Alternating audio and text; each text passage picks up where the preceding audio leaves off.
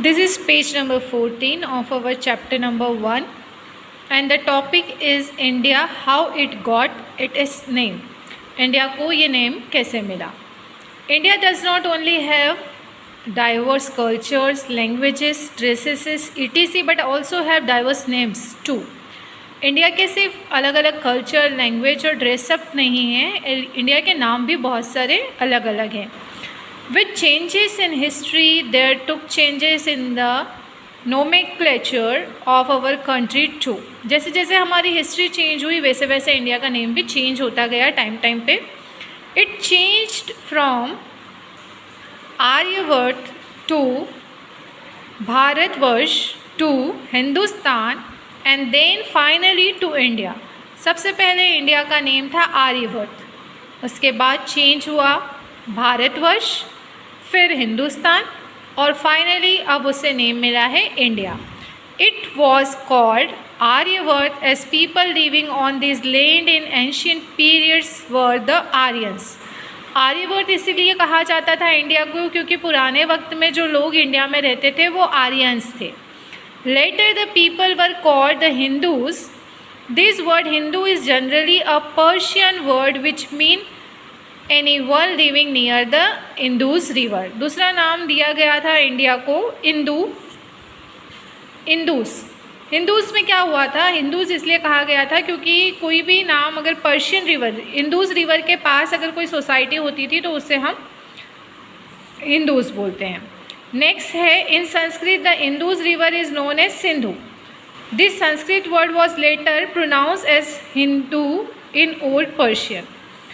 The Arabs, when they came to India, faced the Indus River first and they named the country as the Hind. इसके बाद क्या हुआ, जो Arabs थे वो जब इंडिया में आए तो सबसे पहले उन्होंने इंदूस रिवर को फेस किया और वहाँ से उन्होंने इंडिया को क्या नाम दिया, Hind. India was also name as Hindustan by many writers including Babur. India को बाद में हिंदुस्तान नाम से भी जाना गया. The word Hindu in French become Inde which further become India in English. ये जो वर्ड है हिंदू ये फ्रेंच से लिया गया है और बाद में इसको नाम दिया गया इंग्लिश में India. So today India is the name recognise internationally for our nation. आजकल पूरा देश या फिर हम ये कहें कि जो भी नेशन है पूरा वो हमारे देश को किस नाम से जानता है, इंडिया के नाम से. इसी पेज नंबर 14 पे हम अब पढ़ेंगे the study of history of India in Midvale period. Midvale period में इंडिया की क्या क्या हिस्ट्री है, यहाँ पे हमारे पास कुछ पॉइंट्स हैं, इन पॉइंट्स को मैं आपको शॉर्ट में एक्सप्लेन करूँगी.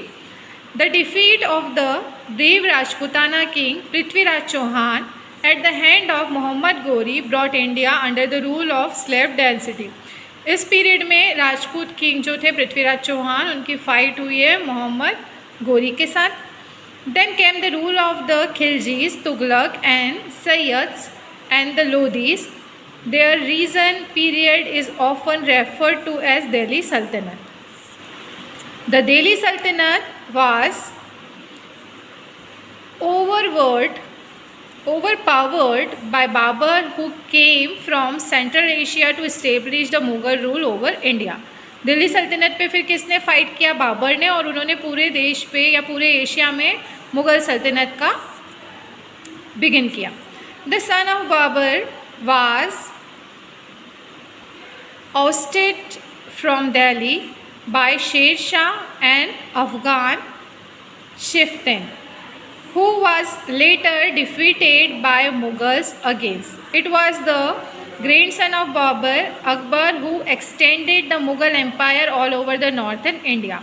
बाबर के बाद उनके सन शेर शाह और उसके बाद अकबर ने मुग़ल एम्पायर को नॉर्थन इंडिया में इस्टेब्लिश किया.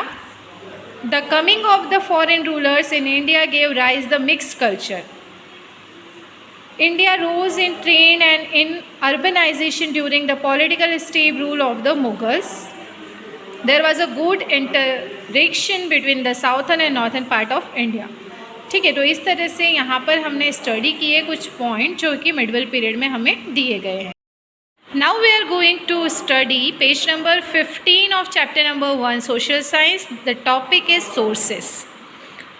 सोर्सेज में हमें दिया गया है, one need to have a lot of authentic information to write the history of any country. This information can be gathered from various sources like manuscripts, coins, paintings, etc. इसमें ये बताया गया है कि अगर हमें किसी भी कंट्री का हिस्ट्री लिखना है तो उस हिस्ट्री में हमने सबसे ज़्यादा हेल्प करते हैं sources.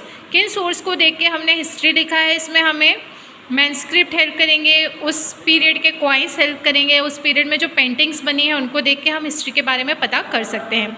Broadly this sources can be divided into two main categories. In sources को हम दो कैटेगरी में डिवाइड करेंगे, archaeology sources and literary sources. Let us study about that sources. सबसे पहले हम स्टडी करेंगे आर्कियोलॉजिक सोर्सेज।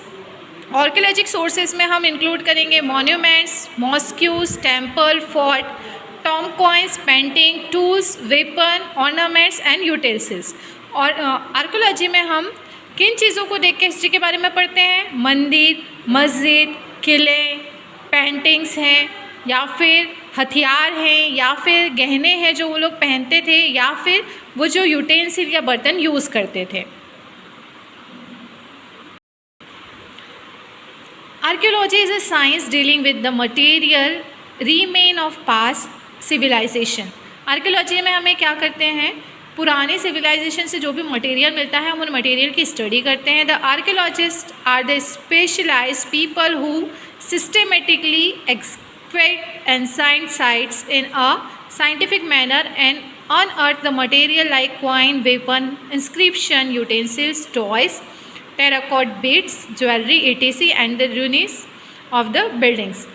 जो आर्कियोलॉजिस्ट होते हैं वो जितने भी उन्हें चीज़ें मिलती हैं, वेपन्स मिलते हैं, कॉइन्स मिलते हैं, बर्तन, ज्वेलरी, कपड़े, खिलौने, उनका बहुत साइंटिफिक स्टडी करते हैं और उस साइंटिफिक स्टडी करके वो ये बताते हैं कि उस पीरियड के लोगों का पहनावा कैसा था, उनका खान पान कैसा था, उनका कल्चर कैसा था। दूसरी हम स्टडी करेंगे, दूसरा है हमारा sculpture and paintings. Sculpture and paintings में हम देख रहे हैं वर most made with would, stone and bronze. The most famous sculpture of the Chola period is the dancing Shiva in bronze.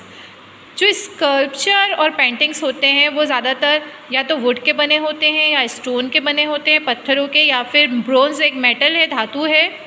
तो सबसे ज़्यादा फेमस स्कल्पचर हमें मिला है चोला पीरियड का, चोल डेंसिटी का, जिसमें हमें डांसिंग शिव की डांस करती हुई एक प्रतिमा है, एक स्कल्पचर है जो ब्रॉन्ज मेटल से बना हुआ है। Medieval painting mostly feature themselves like mythological tales, places and scenes of forest. Many style of miniature painting evolve during the medieval period. इस पेंटिंग्स में हमें बहुत सारी चीज़ें देखने को मिलती हैं। अब हम देखते हैं पेज नंबर 15 पर coins. Coins give us information about dates of important political events. Coins से हमें ये पता चलता है कि ये कौन से पॉलिटिकल पीरियड के हैं, यहाँ से हमें डेट पता चलती है। They tell us about the dynasty and ruler of the dynasty at that time. हमें वहाँ के रूलर का पता चलता है कॉइन से कि कौन सा रूलर था उस पीरियड में, और पीरियड का पता चल जाता है। इस तरह से पेज नंबर 15 आपका कंप्लीट करना है आपको। अब हम देखेंगे literary sources. The record of medieval period present in the written form are called literary sources. For example chronicles of court historian, biographies, autobiographies, correspondences of kings and travelogues. Literary sources वो sources होते हैं जिसमें हमें medieval period के बारे में कुछ लिखी हुई चीज़ें मिलती हैं, कुछ बायोग्राफीज, ऑटोबायोग्राफीज मिलती हैं, जिनको पढ़ के हम उसके बारे में पता कर सकते हैं कि इस पीरियड में क्या क्या हुआ था। Chronicles are the record of the lives of the kings and activities in the court. जो क्रोनिक्स होते हैं उनमें क्या होता था, किसी भी किंग की लाइव्स के बारे में, उनके कोर्ट में जो एक्टिविटीज़ होती थी उसके बारे में हमें पता चलता है। Most of the Kings had court chronicles who used to keep the record of the events taking place during the rule of the king. These records were kept in a written form. Mostly the foreign rulers got the chronicles prepared. Following are some of the chronicles of medieval period of Indian history. Chronicles का मतलब होता था कि पुराने ज़माने में राजा का जो दरबार होता था उनमें जितने भी केसेस आते थे या जो भी वहाँ पे सॉल्व होते थे प्रॉब्लम्स, उनका एक रिकॉर्ड रखा जाता था। तो यहाँ पे कुछ फेमस रिकॉर्ड्स के नाम हमें बताए गए हैं। Rajrangiri is a history of the king of Kashmir and it is written by Kalhan. Bilhana's Vikramadev Charitra describe about the achievement of King Vikramaditya. Minhaju Siraz and Tabakat Nasiri gives information about the slave density. Abul Fazl's and Akbari and Akbar Nama give very important information regarding the ruler of Akbar.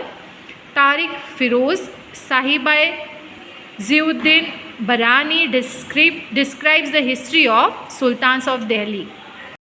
Now, the rulers wrote about their lives in the form of autobiography. Some important autobiographies are. कुछ ruler ऐसे थे जिन्होंने अपनी खुद की autobiography लिखी है, यानी उन्होंने अपने बारे में खुद के बारे में एक बुक लिखी है.